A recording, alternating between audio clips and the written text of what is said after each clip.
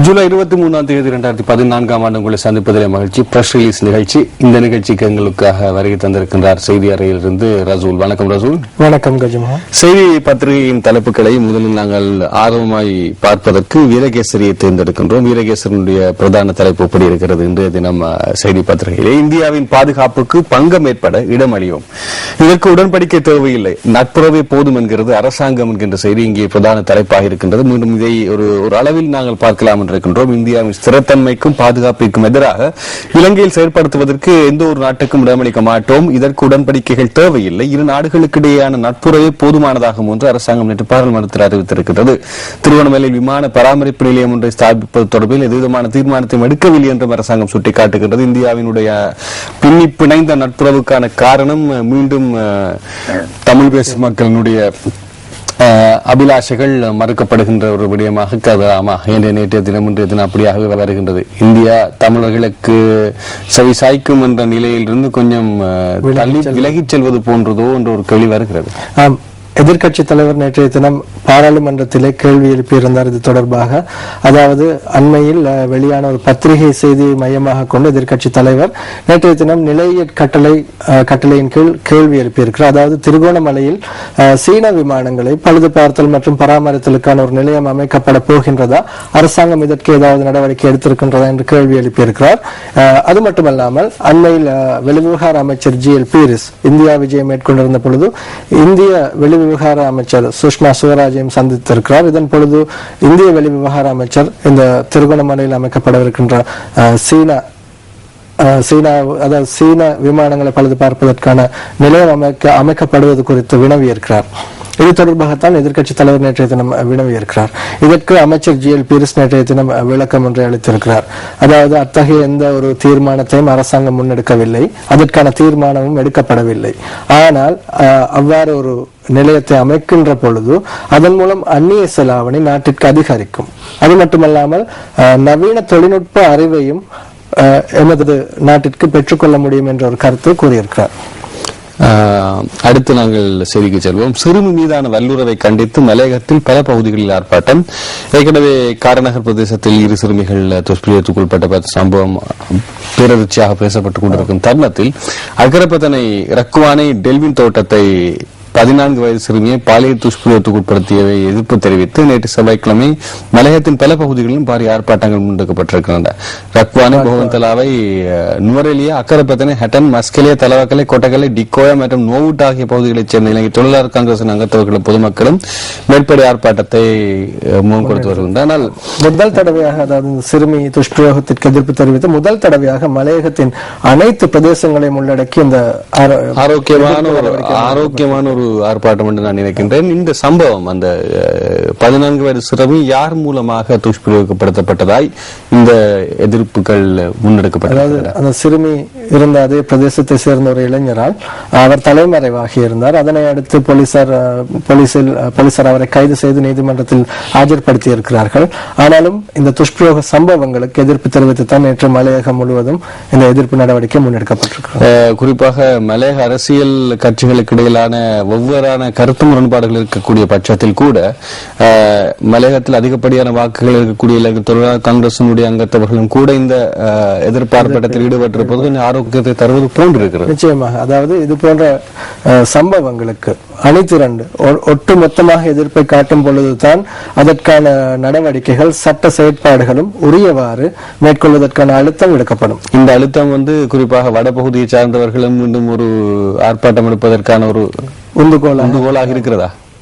நிச்சயமாக இருக்கும். ஏற்கனவே வடக்கிலும் இடம்பெற்றது போன்ற சம்பவங்களுக்கு மக்கள் ஒன்று திரண்ட எதிர்ப்பை காட்டியிருக்கிறார்கள்.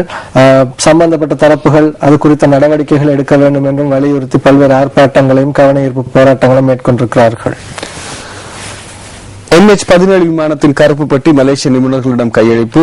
கார்கிவ் நகரை வந்தடைந்த சடலங்கள் என்கிற செய்தியாக இருக்கிறது. கிழக்கு உக்ரைனில் உள்ள ரஷ்ய ஆதரவு கிளர்ச்சியாளர்களின் ஏவுகணை தாக்குதலில் சுட்டு வீழ்த்தப்பட்டதாக நம்பப்படும் MH17 விமானத்தின் கருப்பு பட்டியலே மலேசிய நிபுணர்களும் கையளித்துள்ளனர். உக்ரைனில் விமானம் விழுந்து சிதறிய தளத்தை சர்வதேச உடனடியாக சென்றடைய கோருவோருக்கு ஐக்கிய நாடுகள் பாதுகாப்பு தீர்மானம் என்கிற செய்தியாக இருக்கின்றது.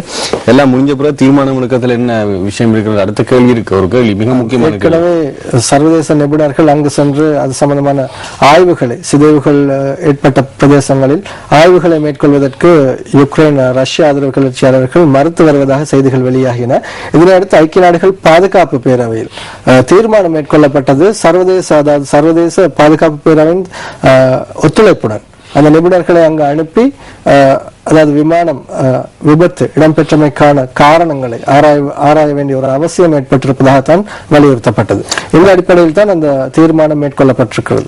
17 வயது மாணவி ஒருவனுடைய தந்தை ஒரு உருக்கமான ஒரு கடிதத்தை அனைத்து தரப்பினருக்கும் எழுதி அனுப்பியிருக்கின்றார்.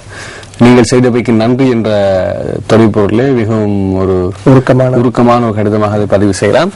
அடுத்து நாங்கள் தென்மராட்சியில் நேற்றும் காணி அளக்க நடவடிக்கை மக்களின் எதிர்ப்பால் கைவிடப்பட்டது என்கின்ற செய்தி இங்கு பிரசுரமாயிருக்கு. கவலையில் உறைந்திருக்கும் காணி உரிமையாளர் என்கிற செய்தியா இருக்கிறது. குறிப்பாக எழுதுமட்டுவால் ஆசைப்பிள்ளை ஏற்றத்தில் ராணுவத்தின் 52வது படைத்தலைமையகம் அமைந்துள்ள காணியை நிரந்தரமாக சுவீகரிக்கும் நோக்குடன் காணிகளை அளப்பதற்காக சென்ற அதிகாரிகள் உரிமையாளர்களின் கடுமையான எதிர்ப்பினால் திரும்பிச் சென்றிருக்கிறார்கள் என்ற செய்தி பிரசுரமாயிருக்கிறது. ஆனால் தென்மராட்சியை பொறுத்தமட்டில் அங்கே மீண்டும் வாழ்வியலை நோக்கின ஒரு சமூகம் இருக்கிறது. வடபகுதி எனும் நிச்சயமாக பரவலாக இது போன்ற சம்பவங்கள் வலிகாம வடக்கில குறிப்பாக அனாதரவாக கைவிடப்பட்ட இடங்கள் என்கின்ற ஒரு சொற்பிரயோகம் பயன்படுத்தப்படுகிறது. ஆனால் தென்மராட்சி பகுதியை பார்த்தீர்களாக இருந்தால் மீண்டும் தமது வாழ்வியலுக்காக இருக்கக்கூடிய மக்கள் அங்கு இருக்கிறார்கள். நேற்று அது மிக முக்கியமான ஒரு விடயம். நியூஸ் ஃபர்ஸ்டில் நாம் எடுத்துக்கொண்ட பிரதான ஒரு விடயமாக இது அமைந்திருந்தது. அதாவது 53 ஏக்கர் காணியில் ஏற்கனவே இந்த 3 ஏக்கர் காணி அங்கே சுடலைக்கு அன்பளிப்பாக இந்த குடும்பத்தினால் வழங்கப்பட்டிருப்பதாகவும் மிஞ்சிய 50 ஏக்கர் காணி ராணுவத்தின் கட்டுப்பாட்டில் அவர்களது 52வது படை முகாம் அமைக்கப்பட்டிருப்பதாகவும் தெரிவிக்கப்பட்டது. ஆனால் நேற்றைய தினம் அதனை 50 ஏக்கர் காணியை உத்தியோகபூர்வமாக அளவிட்டு சுவீகரிப்பதற்கான நடவடிக்கைகளுக்காக அதிகாரிகள் சென்ற பொழுது மக்கள் ஒன்று திரண்டு எதிர்ப்பை காட்டியிருக்கிறார்கள். இதன் பொழுது அந்த காணி உரிமையாளரான பெண் மிகவும் உருக்கமாக அழுது தனது ஆதங்கத்தை வெளிப்படுத்தியிருந்தார். அதாவது ஏற்கனவே அவர் ஒரு சின்ன ஒரு மிக முக்கியமான கேள்வி இருக்கிறது. அதாவது ஏற்கனவே இப்போது காணி அளவீடுகள் பணி செய்யப்படுத்தப்படுகிறதா இருந்தால் அது சம்பந்தமான அமைச்சுக்கும் அல்லது அமைச்சின் செயலாளர்களுக்கும் ஏற்கனவே தெரிந்திருக்கக்கூடிய விடயமாகத்தான் இருக்கும். எல்லாவற்றாலும் ஒரு அதிகாரியை அனுப்பி வைக்க மாட்டார். ஆமா, அது காணி தொடர்பான விடயங்களை கையாளும் பொழுது அது சம்பந்தப்பட்ட பணிப்பாளரோ அல்லது அது சம்பந்தப்பட்ட உயர் அதிகாரிகளோ அது குறித்து அறிந்திருப்பார் நிச்சயமாக. ஆனால் சட்டபூர்வமாக நகர்வதற்கு என்ன நடவடிக்கை ஏற்கனவே நீதிமன்றத்தில் எடுத்த இன்னொரு கேள்வி இருக்கிறது. இப்போது ஒரு காணி சம்பந்தமான அமைச்சோ அந்த அதிகாரிகளோ ஒரு பணிப்பாளரோ அதை பணிக்கப்படுகிறாராக இருந்தால், இப்ப ஒரு காணியின் உரிமை ஒரு பெண்மணிக்கு இருக்கா இருந்தால் யாழ்ப்பாணத்தை பொறுத்தவரை தேச வலிமை சட்டம் இருக்குமா இருந்தால் ஏற்கனவே அது ஒரு நீதிமன்றத்துக்கு சென்று உத்தரவு பிறப்பிக்கப்பட்டதற்கு அப்பால் அல்லவா செல்ல வேண்டும், சுயாதீனமாக செய்ய முடியும். நிலைமை முற்றாக மாறி இருக்கிறது. ஆனால் நாம் இது தொடர்பாக நேற்றைய தினம் ராணுவ பேச்சாளரிடம் வினவினோம். அதற்கு அவர் நமக்கு தெரிவித்த கருத்து, அதாவது அங்கே ஏற்கனவே தமிழீழ விடுதலை புலிகளின் பயிற்சி முகாம் ஒன்று அமைந்திருந்த பிரதேசமாக இருந்ததாம். அதன் பின்னர் தான் ராணுவத்தினர் அங்கு நிலை கொண்டு தற்பொழுது படையணி அந்த முகாம் அமைக்கப்பட்டிருப்பதாகவும் கூறினார். அதனை ஏற்கனவே அதாவது உள்ள காணி சுவீகரிப்பு சட்டத்திற்கு அமைய அந்த காணி அமைச்சினால் தான் அதிகாரிகள் இந்த சுவீகரிப்பதற்கான நடவடிக்கைகளை மேற்கொண்டுள்ளது. ஆனால் ராணுவ தரப்பினால் காணி சுவீகரிக்கப்படும் பொழுது சம்பந்தப்பட்டவர்களுக்கு உரிமையாளர்களுக்கு இழப்பீடு வழங்கப்படும் என்றும் அவர் நேற்றைய தினம் தெரிவித்திருந்தார். அப்படி என்றால் குறிப்பாக விடுதலை புலிகளாக மாற்றப்பட்ட குடும்பமாக இருக்கலாமே. இரண்டு தரப்பினாலும் அவர்கள் தெரிவித்தது ஏற்கனவே குடும்ப பிரச்சனைகள், குடும்ப சுமை, அது மட்டுமல்லாமல் குடும்பத்தில் பிள்ளைகளிடையே பகிர்ந்தளிக்கப்பட்ட காணி இவ்வாறு சுவீகரிக்கப்படுகின்றது என்ற தனது ஆதங்கத்தை அந்த தாயார் நேற்றைய தினம் வெளிப்படுத்தியிருந்தார்.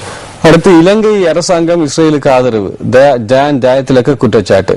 இஸ்ரேலுக்கு ஆதரவாக இலங்கை அரசாங்கம் செயற்பட்டு வருகிறது. காசா தாக்குதல் தொடர்பில் வெளியுறவுத்துறை அமைச்சின் அறிக்கை இதற்கு சிறந்த உதாரணமாகும். இதற்கமைய இறுதி யுத்தம் இடம்பெற்ற 2008ஆம் ஆண்டின் காலப்பகுதியில் இஸ்ரேலின் வேலை திட்டங்களே இலங்கையில் முன்னெடுக்க சில பாதுகாப்பு உயர் அதிகாரிகள் முனைந்ததாக முன்னாள் ஐக்கிய நாடுகளின் வதிவிட பிரதிநிதியும் அரசியல் ஆர்வலருமான தயான் ஜெயதிலக தெரிவித்திருக்கிறார் என்ற செய்தி இங்கே பிரசுரமாக இருக்கிறது. ஆனால் இலங்கையினுடைய இரு வகையான அறிக்கைகள் சென்றது போன்றிருக்கிறது. குறிப்பாக பலஸ்தீனிய மக்களுக்கு ஆதரவு சார்ந்த ஒரு அறிக்கையும் இலங்கையினுடைய உன்னத தலைவர் ஒருவரினால் வெளிப்படுத்தப்பட்டிருந்தது. இரண்டாவதாக இது வெளியுறவுத்துறை அமைச்சின் கூற்று. இரண்டுக்கும் இடையே முரண்பாடு இருந்ததையும் நாங்கள் சுட்டி காட்டியிருந்தோம். குறிப்பாக நேற்று கொழும்பில் மிக முக்கியமாக என்னவென்றால் ஜனாதிபதியினுடைய அரசியல் பிரவேசத்தை நீங்கள் பார்த்திருக்கின்ற அவர்களுடைய அபிலாஷை முழுவதுமாக பலஸ்தீனிய மக்களை சார்ந்து இலங்கையின் போராட்டங்கள் பலவற்றிலே ஜனாதிபதி பங்கு கொண்டாலும் இந்த இடத்தில் நாங்கள் ஞாபகப்படுத்தலாம். அதனைத்தான் நேற்றைய தினம் தயான் ஜெயலலிதா குறிப்பிட்டிருக்கிறார். அதாவது குறிப்பாக மஹிந்த ராஜபக்ஷ ஜனாதிபதி அவர்கள் பலஸ்தீன ஆதரவு கொள்கையை கொண்டிருப்பவர். இந்த அடிப்படையிலே தற்பொழுது மேற்கொள்ளப்படுகின்ற விடயங்கள் இஸ்ரேலின் வேலை திட்டங்கள் எங்கே முன்னெடுப்பதாக சுட்டிக்காட்டுகின்றது. இந்த அடிப்படையில் தான் இஸ்ரேல் ஆதரவுடன் பௌத்த அமைப்புகள் உருவாக்கப்பட்டு முஸ்லிம்களுக்கு எதிரான தாக்குதல்கள் இலங்கையில் முன்னெடுக்கப்படுவதாக அவர் ஒரு குற்றச்சாட்டை முன்வைத்திருக்கிறார். அதாவது வெளிவிவகார அமைச்சின் இந்த அறிக்கை வெளியிடப்பட்டதாக அவர் கூறுகின்றார். அந்த அறிக்கை இஸ்ரேல் ஆதரவு கொண்டதாகத்தான் அமைந்திருக்கிறது. இந்த அடிப்படையில் வெளிவிவகார அமைச்சு பாதுகாப்பு அமைச்சின் கீழ் இயங்குகின்றதா அல்லது பாதுகாப்பு அமைச்சு இஸ்ரேலுக்கு தேவையானது போல் செயல்படுகிறதா என்ற ஒரு கேள்வி எழுப்பியிருக்கிறார். இந்த அடிப்படையில் தனக்கு பாதுகாப்பு அதிகாரிகளிடமிருந்து அச்சுறுத்தல் விடுக்கப்பட்டதாக அவர் கூறுகிறார். அதாவது இஸ்ரேல் எதிர்ப்பு கொள்கையை கைவிடுமாறு அச்சுறுத்தல் விடுக்கப்படுவதாகவும் அந்த அடிப்படையில் தான் ஆனாலும் நிச்சயமாக பலஸ்தீன மக்கள் அவர்கள் மனிதாபிமான ரீதியாக நோக்கப்பட வேண்டியவர்கள் என்று கூறியிருக்கிறார். அடுத்த செய்தி பாரதிய ஜனதா கட்சி தலைவர்களது கருத்தும் இந்திய வெளியுறவு கொள்கையும் என்கிற செய்தியா இருக்கிறது. அந்த கருத்துக்கு குறிப்பாக சுப்பிரமணிய சுவாமி அவர்கள் இலங்கையில் வந்து பேசிய அந்த தலைப்பைத்தான் வீரகேசனுடைய ஆசிரியர் தலையங்கம் முக்கியமாக சுட்டி காட்டுகிறது நினைக்கிறது. சுப்பிரமணிய சுவாமி சிரேஷ்ட உடையவில் அரசியல் விமர்சகரமான பேராசிரியர் மாதவ் நல்பாட், அதே நேரத்தில் முன்னாள் மத்திய அமைச்சர் கலாநிதி சுரேஷ் பிரபு ஆகியோர் அனைவருமாக இங்கே இந்த கருத்தை வெளியிட்டிருந்ததை நாங்கள் ஞாபகப்படுத்த வேண்டும். அப்படி உங்களுக்கு என்னதான் பிரச்சனை? உறவுகள் எங்கே என்று இங்கே கேட்டுக்கொண்டிருக்கக்கூடிய விபூதி பூசி நெற்றில் போட்டு வைத்திருக்கக்கூடிய தமிழ் தரப்பு பொதுமகன் ஒருவர் நொந்து ஏற்கனவே கிழிந்தோடியோடு இருக்கிறார்.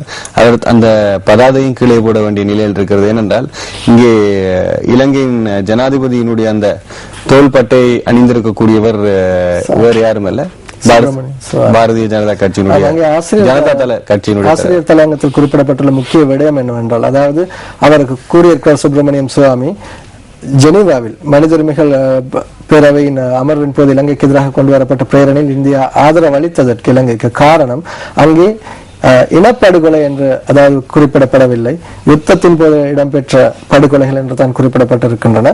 இந்த ஒரு காரணத்திற்காக இந்தியா இலங்கைக்கு ஒத்துழைப்பு வழங்கி இருப்பதாக அவர் கூறியிருக்கிறார். ஆனால் இலங்கையில் மற்ற இணைய தரப்புகளால் தான் இனப்படுகொலை என்ற விடயம் கூறப்படுவதாக அவர் சுட்டிக்காட்டியிருக்கிறார். ஆனால் இலங்கைக்கும் இந்தியாவுக்கும் இடையில் இருக்கின்ற உறவுகள் ஜெனீவாவில் தொடரும் என்று கூறியிருக்கிறார். ஆகவே இலங்கையினுடைய சிறுபான்மை அரசு தொடர்ந்து இந்தியா சார்ந்திருக்கிறது எதிர்காலம் மிக கால அளவில் பேசப்படும் என்று நான் நினைக்கிறேன். நரேந்திர மோடி தலைமையிலான பிரதமர் நரேந்திர மோடி தலைமையிலான புதிய அரசாங்கம் தமக்கு ஒரு விடிவை ஏற்படுத்திக் கொடுக்கும் என்று மக்கள் எதிர்பார்த்தார்கள். அண்மையில் சம்பந்தன் அவர்கள் கூட தெரிவித்துள்ளார், இந்தியா அமைதியாக இருந்தாலும் உரிய நேரத்தில் மக்களுக்கு, அதாவது பாதிக்கப்பட்ட தமிழ் மக்களுக்கு தீர்வினை பெற்றுக் கொடுக்கும் என்ற ஒரு நம்பிக்கையை வெளிப்படுத்தியிருந்தார். ஆனால் நேற்றைய தினம் சுப்பிரமணியம் சுவாமி அவரது கருத்து எத்தகைய எதிர்வினைகளை ஏற்படுத்தும் என்பதை பார்க்க வேண்டும். இந்தியாவை அச்சுறுத்தும் திட்டங்களுக்கு இடமில்லை, இலங்கை அரசு திட்டமிட்ட என்கிற செய்தி இங்கே பிரசுரமாக இருக்கிறது பார்த்தோம்.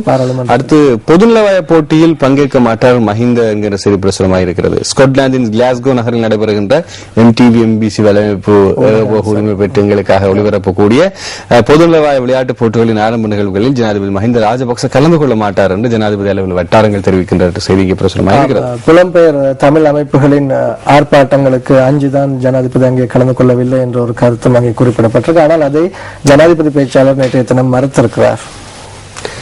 3 மணி நேரமே வெளிச்சத்தில் நடமாட அகதிகளுக்கு அனுமதி ஒப்புக்கொண்டது ஆஸ்திரேலியா என்கிற செய்தி பிரசுரமாக இருக்கிறது. ஆஸ்திரேலிய சுங்க கப்பல் ஒன்றில் தடுத்து வைக்கப்பட்ட 157 தமிழ் அகதிகளும் நாளொன்றுக்கு 3 மணி நேரங்கள் மட்டும் இயற்கை வெளிச்சத்தில் நடமாட அனுமதிக்கப்பட்டுள்ளனர் என்று ஆஸ்திரேலிய அரசின் அறிக்கை ஒன்று கூறுகின்றது. ஆகவே ஏற்கனவே அந்த செய்திக்கான நடுநிலைமை ஒன்று அல்லது உண்மைத்தன்மை ஒன்று இங்கே ஏற்றுக்கொள்ளப்பட்டது. அது தொடர்பான வழக்கு விசாரணைகளில் தெரிவிக்கப்பட்ட கருத்துக்கள் தான் இங்கே மையமாக கொண்டு செய்தி வெளியாகி இருக்கிறது. அதாவது அவர்கள் 157 பேரும் ஆண்கள் வேறாக பெண்கள் வேறாக பிரிக்கப்பட்டு வேறு வேறாக தடுத்து வைக்கப்பட்ட, அதாவது தொடர்ந்து நடுக்கடலில் கப்பலிலே தடுத்து வைக்கப்பட்டிருப்பதாக செய்திகள் வெளியாகின. இன்னும் அவர்கள் தரைக்கு கொண்டு வரப்படவில்லை. அதாவது அகதிகளுக்கு ஆதரவாக அங்கே சட்டத்தரணிகள் அமைப்பு வழக்கு தாக்கல் செய்து ஆஸ்திரேலிய அரசாங்கம் பதில் மனு தாக்கல் செய்வதற்கு அவகாசம் வழங்கியிருந்த நீதிமன்றம் அவர்களை நாடு கடத்துவதற்கும் தற்காலிக தடை விதிக்கப்பட்டிருக்கிறது. இந்த அடிப்படையில் தான் நேற்றைய தினமும் அந்த வழக்கு விசாரணை இடம்பெற்றிருக்கிறது. இது குறிப்பாக இன்று வெளியாகியுள்ள தினக்கர சுடரொளி பத்திரிகையுடைய செய்திகளாக இருக்கின்றன. அதை தொடர்ந்து நாங்கள் தினகரன் பத்திரிகை செல்வோம். தினகரனுடைய பிரதான தலைப்பு இப்படி இருக்கிறது: இந்தியாவை அச்சுறுத்தும் எத்தரப்புக்கும் இடமளியும் என்கின்ற செய்தியாக இருக்கிறது. ஆட்புழு ஒருமைப்பாடு இறைமையை பாதுகாக்க ஒப்பந்தம் அவசியமில்லை, இருதரப்பு நட்புறவே போதுமானது என்கின்ற செய்தி இருக்கின்றது. இவ்வளவு தூரம் ஒரு வெளிவார அமைச்சினுடைய பேச்சிருக்குமாக இருந்தால் அந்த உறவு எவ்வளவு பலம் வாய்ந்தது என்பதை பார்க்க வேண்டும். குறிப்பாக சுஷ்மா சுவராஜ் அவர்கள் வெளிவிவகார அமைச்சராக இந்தியாவை நியமிக்கப்பட்ட போதே பல சிரேஷ்ட ஊடகவியலாளர்கள் எதிர்ப்பு கூறியிருந்தார்கள், முன்னறிவிப்புகளை செய்திருந்தார்கள். அதற்கேட்டால் போல் இருக்கின்றது. அடுத்த செய்திக்கு நாங்கள் குறிப்பாக ஜெட்லிக்கும் சுஷ்மா சுவராஜுக்கும் இடையிலான ஒரு வெளிவிவகார அமைச்சு பதவி சம்பந்தமான விஷயம் நடைபெற்றுக் கொண்டிருக்கும் போது நாங்கள் தெளிவாக வெளிப்படுத்தியிருந்தோம். அடுத்த செய்தியை நாங்கள் பார்க்கலாம். இனங்களுக்கு இடையிலான மோதல் என்ற நிலைப்பாடு மாற்றப்பட வேண்டும். இனப்பிரச்சனை என்பது பிரிட்டிஷ் ஆட்சியாளர்களால் புகுத்தப்பட்ட விடயம். ஐக்கிய நாடுகள் பேரணியில் இன அழிப்பு இடம்பெற்றதாக குறிப்பிடப்படவில்லை. உண்மை நிலையை அறிய ஜெயலலிதா இலங்கை வர வேண்டும். ஜனதா கட்சியின் தலைவர் சுப்பிரமணிய சுவாமி தெரிவித்த கருத்து இலங்கையின் அரசாங்க பத்திரிகையான தினகரனை மிக முக்கியமான ஒரு விடயமாக இருக்கின்றது. அப்படி என்றால் இலங்கையில் உதாரணத்துக்கு அண்மையில் நடைபெறக்கூடிய விடயங்களிலே பள்ளிவாசல் ஒரு இடத்தை மாத்திரமே மையப்படுத்திய தாக்குதல்கள் இப்படி நாங்கள் பார்க்கும்போது இது ஒரு சமூகம் சார்ந்ததாக இனம் சார்ந்ததாக இல்லை என்கின்ற ஒரு அமைப்பு தான். அவரது பார்வையில் அவ்வாறு இல்லை என்றுதான் கூற வேண்டியிருக்கிறது. ஆனால் இங்கே ஜெயலலிதாவை வந்து பார்க்க சொல்லி இருக்கின்றார். குறிப்பாக ஜெயலலிதா இங்கு வந்து, அதாவது தமிழக மக்களோ அல்லது இந்திய மக்களோ தேர்தல் என்று வரும் பொழுது இந்திய தேசிய கொள்கையின் அடிப்படையில் தான் அவர்களது அனைத்து செயற்பாடுகளும் அமைகின்றன. ஆனால் அவர்கள் இலங்கை மக்கள் விடயத்தில், தமிழ் மக்கள் விடயத்தில் ஒரு ஆர்வத்துடன் செயற்பட்டிருக்கலாம், கருத்துக்கள் தெரிவித்திருக்கலாம் என்று கூறியிருக்கிறார். ஆனால் இந்திய மீனவர்கள் குறிப்பாக கச்சத்தீவு விடயங்களில் கூட இந்திய கடற்பிரதேசங்களுக்குள் அவர்களாக விரும்பி வருவதில்லை. ட்ரோலர் படகு உரிமையாளர்கள் இவர்களை அங்கு சென்று இலங்கை எல்லைக்குள் சென்று மீன்பிடிக்குமாறு வலியுறுத்துவதாக காரணத்தை புதிதாக கூறியிருக்கிறார். அப்போ இனி ஒவ்வொரு உரிமையாளர்களும் சென்று மீனவ வேண்டிய தேவை இருக்கிறது. அது அப்படின்னு அது வந்து இந்திய அரசின் கடமை அல்லவா? நிச்சயமா இந்திய அரசாங்கம் இது குறித்து நடவடிக்கை, தமிழக அரசு அதன் பின்னர் இந்திய அரசாங்கம் தமிழக அரசாங்கத்திற்கு இது குறித்து வலியுறுத்த அப்படி என்று அதன் பொறுப்பேற்க வேண்டிய அவரே அதை தெரிவித்த என்னடா இந்திய அரசாங்கத்தினுடைய ஒரு அமைச்சர் பிரதிநிதியாக வந்திருக்கிறார். அப்படின்னா ஒரு அமைச்சர் ஏற்றுக்கொண்டு ஒரு தகவலாக ஏற்றுக்கொள்ளலாமா? அவர் தனது நாட்டிலே இடம்பெறுகின்ற ஒரு தமிழகத்தில் இடம்பெறுகின்ற தமது இறையாண்மை, இந்தியாவின் இறையாண்மைக்குட்பட்ட பிரதேசத்தில் இடம்பெறுகின்ற ஒரு விடயத்தை குறிப்பிட்டிருக்கிறார். அடுத்த கேள்வி: 1977 கைத்தொழில்துறையில் நடைமுறைப்படுத்தப்பட்ட தவறான கொள்கையை பொருளாதார சீரழிவுக்கு காரணம். ஜனாதிபதி தெரிவிப்பிருக்கின்ற செய்தி பிரசுரமாக இருக்கிறது. 1977 என்று சொன்னால் அது ஜே.ஆர். ஜெயவர்தன் அவர்களுடைய காலப்பகுதி. அதாவது குறிப்பாக சுதந்திர வர்த்தக உடன்படிக்கை, திறந்த பொருளாதார கொள்கை ஒன்றை அவர் அறிமுகப்படுத்தி இருந்தார், மூடிய பொருளாதாரத்திற்கு. அந்த நேரத்தில் மூடிய பொருளாதாரத்தை வைத்துக் கொண்டிருந்தவர் அதுவரை காலமும் ஸ்ரீமா பண்டாரநாயக்க அம்மையார். அவர் சுதந்திர கட்சியினுடைய தலைவியாக இருந்தார். சுதந்திர கட்சி சார்பாகவே எமது ஜனாதிபதியும் நியமிக்கப்படுகின்றார். ஆகவே 1977 கைத்தொழில் துறையில் நடைமுறைப்படுத்த தவறான கொள்கையை பொருளாதார சீரழிவுக்கு காரணம் என்கின்ற செய்தியை, ஜனாதிபதியினுடைய செய்தியை ஓரளவு ஏற்கனவே பலரும் இதை ஏற்றுக்கொண்ட ஒரு விடயம் என்றுதான் நாங்கள் கருத வேண்டும். இந்த இடத்தில் குறிப்பாக திறந்த பொருளாதார முறைமையை அவர் தவறானது என்று குறிப்பிடுகிறாரா, அல்லது திறந்த பொருளாதார கொள்கை, அதாவது கொள்கையை நடைமுறைப்படுத்துவதற்காக கையாளப்பட்ட நடைமுறைகள் பிழை என்று கருதுகிறார் என்றுதான் பார்க்க வேண்டும். இங்கே பொருளாதார நடைமுறைப்படுத்தப்பட்ட தவறான கொள்கை, அதாவது அதற்கு திட்டமிடப்பட்ட கொள்கை என்பதை மிக தெளிவாகவே ஜனாதிபதி கூறியிருக்கின்றார். ஆக இந்த கூட்டை நாங்கள் ஏற்றுக்கொள்ளலாம். ஆனால் இன்னொரு விடயம், அதாவது திறந்த பொருளாதார கொள்கைக்கு முதலில் எதிர்ப்பு காட்டிய ஸ்ரீலங்கா சுதந்திர கட்சி தற்பொழுது திறந்த பொருளாதார கொள்கையை தான் தொடர்ந்து இப்பொழுது கடைபிடித்து வருகின்றது. அதில் சில காரணிகள் இருக்கிறது, குறிப்பாக உள்ளூர் உற்பத்தி சம்பந்தமான சில காரணிகள் இருக்கிறது. அந்த நேரத்தில் திடீரென்று திறந்து விடப்பட போது இதுவரை காலமாக வெளிநாட்டு முகத்துக்கு தள்ளப்பட்டதுக்கு இது ஒரு காரணமாக இருக்கலாம் என்ற ஜனாதிபதி கூட்ட நாங்கள் ஓரளவு ஊடுருவி பார்க்கத்தான் வேண்டும். ஏனென்றால் இலங்கையினுடைய தயாரிப்பு உற்பத்தி துறை வந்து பயங்கரமான ஒரு வீழ்ச்சியை எதிர்நோக்கி கொண்டிருக்கக்கூடியதாக இருக்கிறது. நீங்க யாழ்ப்பாணத்துக்கு செல்கிறீர்களா இருந்தால் நீண்ட காலமாக எல்லோரும் சொல்கிறார்கள் இலங்கையிலே வந்து இயற்பு வனம் என்பது அல்லது வந்து மீள் உற்பத்தியாக்கம் என்பதில் இருக்கக்கூடிய தடயங்கள் பற்றி. ஆனால் யாழ் மாவட்டத்துக்கு செல்கிறீர்களாக இருந்தால் 30 வருட காலமாக அதிகப்படியான ஒரு விவசாயத்துறையினுடைய விடைகள் கிடைக்கப்பெறாத ஒரு நிலம். ஆனால் தற்போது அதனுடைய பிரதிபலிப்பில் அது வெளிப்படுத்துகின்ற மொத்த அளவுகளை எடுத்துக்கொண்டீர்களாக இருந்தால் குறைவாக இருக்கிறது. சில வேளைகள் கூடுதலாக இருந்தாலும் ஒரு இந்தியாவிலிருந்து இறக்குமதி செய்யக்கூடிய ஒரு வெங்காயத்தின் பெரிய வெங்காயத்தினுடைய தாக்கம் சிறிய வெங்காயத்தை அந்த விவசாய பாதிக்கிறது. இந்த மாதிரியான விடயங்கள் இதிலே சிறந்து பார்க்க வேண்டும் என்று ஜனாதிபதியினுடைய ஊடுருவு பார்வை எனக்கு சரியான ஒரு அணுகுமுறைகளில் மாற்றங்கள் அவர்கள் காலத்திற்கு ஏற்றாற்போல் கொண்டு வரலாம் கஜமோகன். ஆனாலும் அந்த திறந்த பொருளாதார கொள்கை என்ற ஒட்டுமொத்தமாக பார்க்கும் பொழுது அதனை தவிர்த்து செயற்பட முடியாத ஒரு நிலை தான் காணப்படுகிறது. அடுத்த செய்தியை நாங்கள் பார்க்கலாம். தினகரன் பத்திரிகையிலே தென்கொரியாவில் தொழில் புரிவோர் ஓய்வூதியத்தில் கை வைக்க ஒருபோதும் இடமளியன் என்று அமைச்சர் டிலான் பெரேரா அவர்கள் தெரிவித்த கருத்து ஒன்று பிரசுரமாக இருக்கிறது.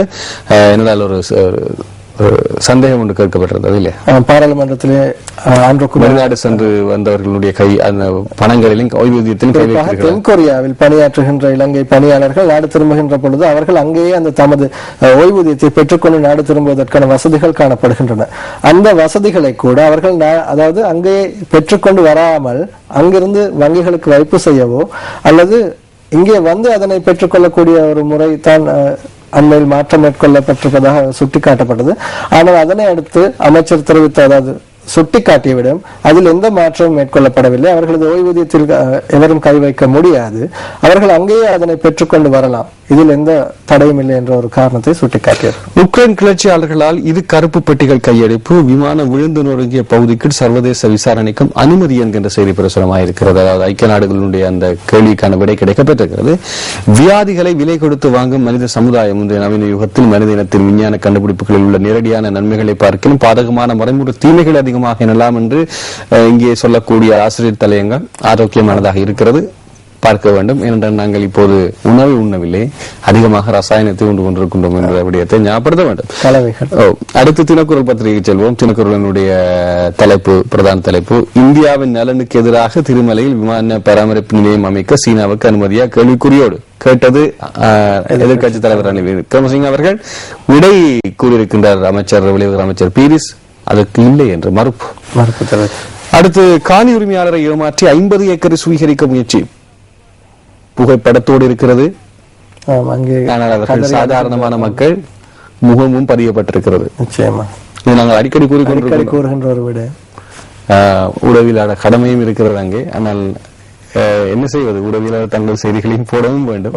இருதரப்பு பிணக்குகள் ஒரு தகவலை கொண்டு வருவதில் இருப்பதை சில வேளை கஜமோகன் இது சர்வதேசத்திற்கு எடுத்துக்காட்டுகின்ற ஒரு விடயமாகவும் இருக்கலாம். இந்த காலம் சர்வதேசம் சார்ந்து இருப்பதனால் அது ஒரு காலமும் தேவையும் அவ்வாறு தான், அதாவது தமிழ் மக்களின் காலமும் தேவையும் அவ்வாறு தான் இருக்கின்றது. எந்த ஒரு விடயத்தையும் சர்வதேச மட்டத்திற்கு எடுத்துக்காட்டக்கூடிய ஒரு விடயமாகத்தான் அவர்கள் அதனை பிரதிபலிக்கின்றார்கள். அதே சர்வதேசத்தை நம்பித்தான் பல லட்சக்கணக்கான உயிர்களை பலிகொள்ள வேண்டிய தேவை அல்லது பல்லாயிரக்கணக்கான உயிர்களை பலிகொள்ள தேவையும் ஏற்பட்டது என்பதை மறக்கக்கூடாது. எமது நாட்டுக்குள்ளேயே நமக்கு இன உறவு அதிகமாக இருந்திருந்தால் எந்த இழப்புக்கும் நாங்கள் முகம் கொடுத்திருக்க வேண்டிய தேவை இல்லை, அல்லது இவ்வளவு தூரம் இனப்பிணக்குகளை இழப்பதற்கான வாய்ப்பும் இல்லை. உண்மையாக இதற்கு பதில் சொல்ல வேண்டிய இலங்கையினுடைய அரசியல்வாதிகளும் சர்வதேச அரசியல்வாதிகளுமே தவிர மக்களுக்கு இடையிலான பிணக்குகள் அல்ல. அடுத்து அடிப்படைவாதத்திற்குள் தலையிலாமாவும் சிக்கிவிட்டார். இது யார் சொல்வது? முஸ்லிம் அடிப்படைவாதத்துக்கு தீவிர தான்மீக தலைவர் தலையிலாமல் சிக்கிவிட்டதாக அவர் தாம் ஒருபோதும் பௌத்த தலைவராக ஏற்றுக்கொள்வதில்லை என்றும் பொதுபல சேனா அமைப்பு பொதுச் செயலாளர் கலகுர் அத்தஞானத்துக்கு தெரிவித்திருக்கின்றார்.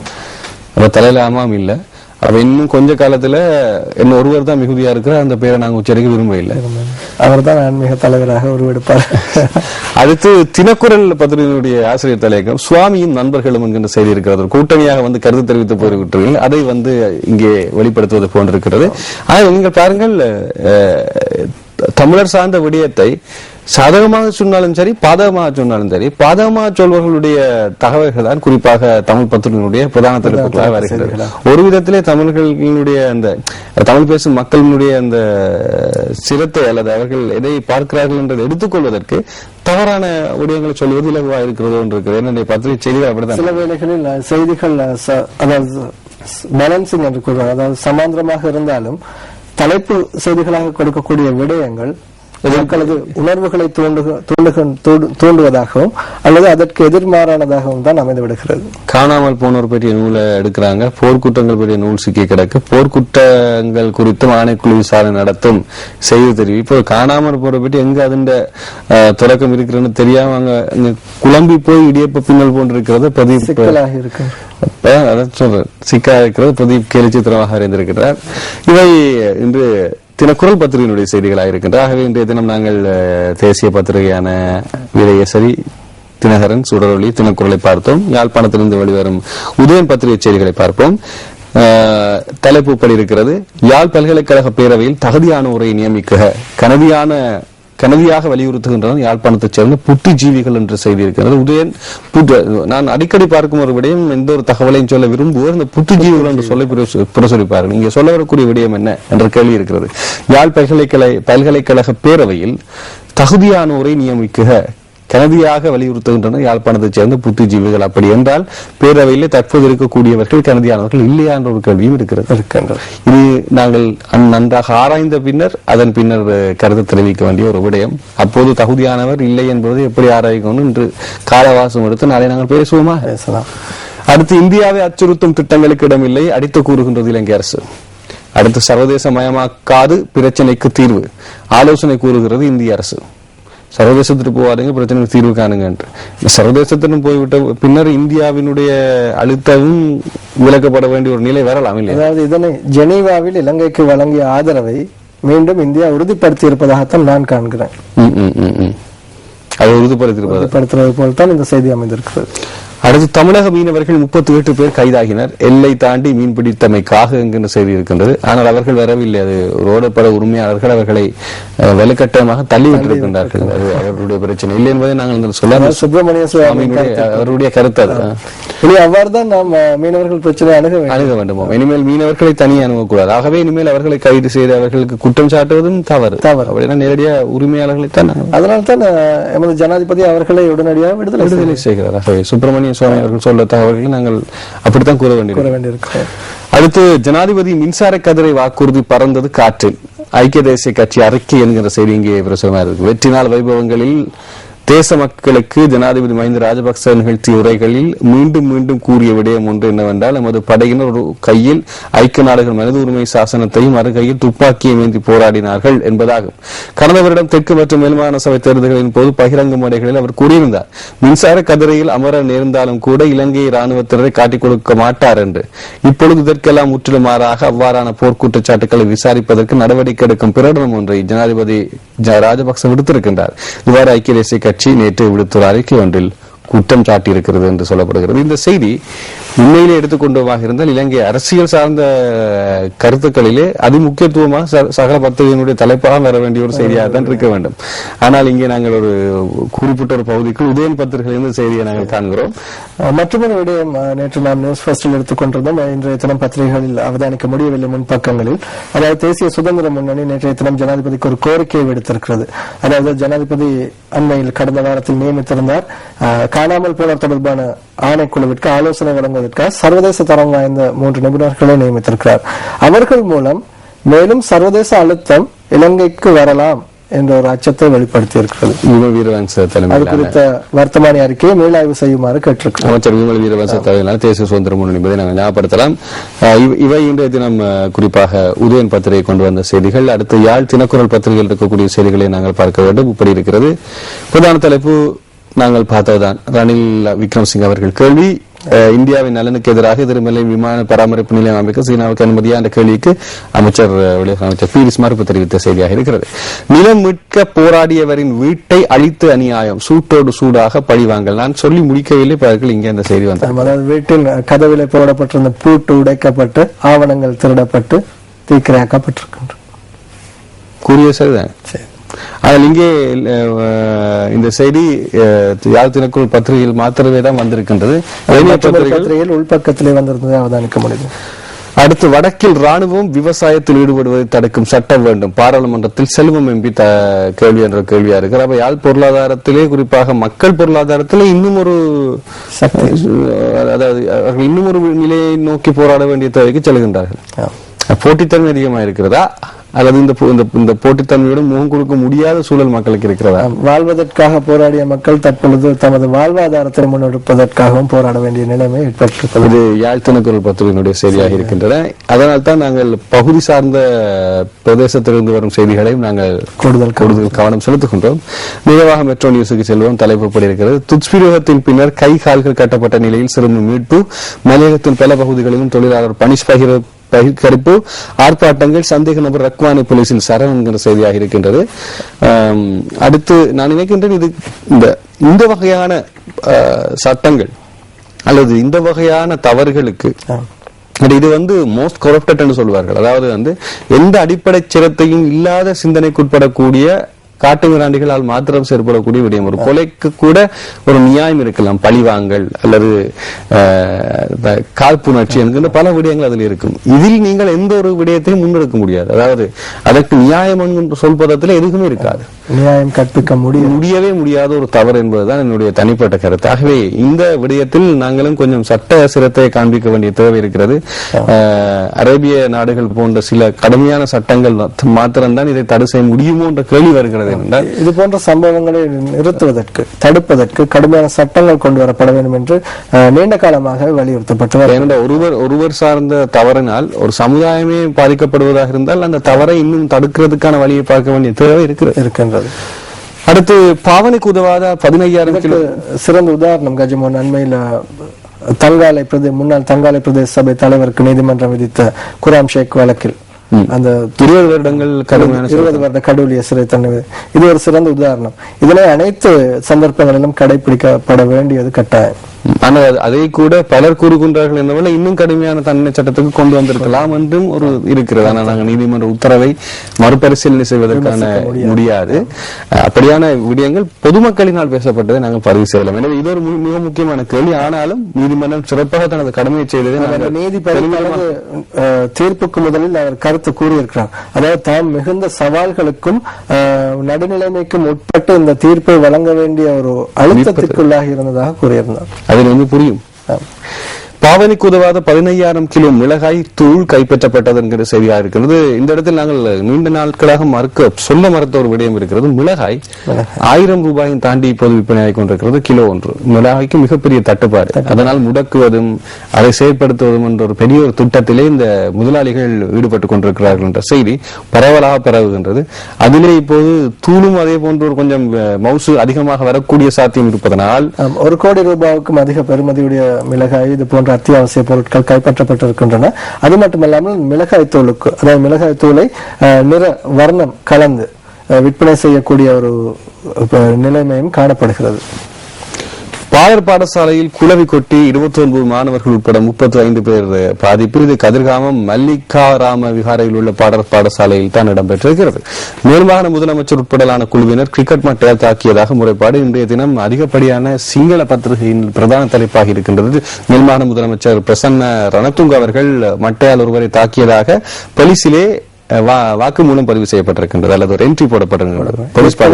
ஒரு பாடசாலை மாணவனை கிரிக்கெட் மட்டையால் தாக்கியதாக ஏற்கனவே ஒரு சம்பவம் பதிவாக இருந்தது. அது அசோக வித்யாலயம்.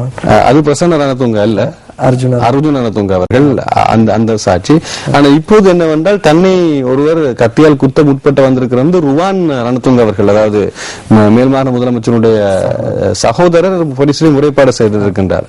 ஆக இப்போது இது ஒரு தனிப்பட்ட விதமாக பலதரப்பட்ட விடயங்களும் பேசப்பட்டுக் கொண்டிருக்கிறது. ஆனால் இன்று காலை எமது சகோதர தொலைக்காட்சியிலே பேசிய முதலமைச்சர் பிரசன்ன ரணதுங்க அவர்கள் கூறியிருந்தார், இது தனது பெயருக்கு களங்கம் விளைவிக்கக்கூடிய ஒரு சொல். அந்த தருணத்தில் தான் தனது வீட்டில் இருக்கவில்லை. அதே நேரம் தான் மக்களுக்காக சேவையாற்றியதனால் தான் மீண்டும் மீண்டும் அதிகப்படியான வாக்குடன் தெரிவு செய்யப்பட்டிருக்கின்றேன். எனது மக்களுக்கு அது உண்மை புரியும். நீங்கள் உண்மையான விசாரணைகள் நடத்த வேண்டும். நான் போலீசாரோடு இது பற்றி அதிகமாக சிரத்தை எடுக்க இருக்கிறேன் என்று இந்த செய்தியோடு நாங்கள் இன்றைய தினம் பிரஸ் ரிலீஸை நிறைவு செய்ய போகின்றோம். நன்றி ராஜு. நன்றி கஜுமா. தொடர்ந்து ஸ்ரீலங்காவோடு இணைந்திருக்கலாம்.